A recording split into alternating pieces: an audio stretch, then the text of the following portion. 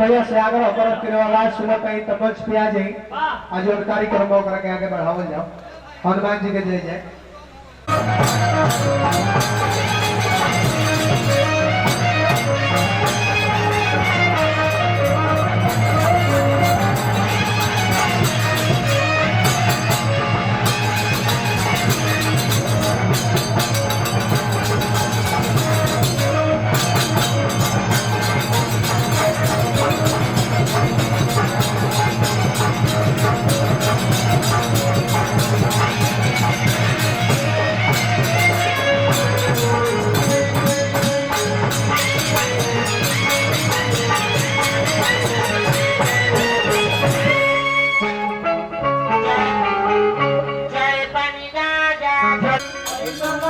भैया के भाई दोनों भैया रितेश भैया के माध्यम से 200 रुपया का धनराशि प्रदान का हार्दिक अभिनंदन रही।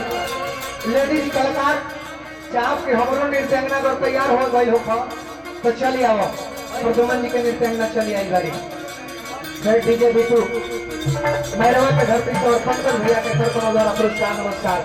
झाल बजौले हम पता नहीं इनका झालों के जवाब हम दे दें। अगर झाल पर गोबरी झाल हमारे बाजे तो सब लोग के ताली बजा के सपोर्ट करे पड़ा।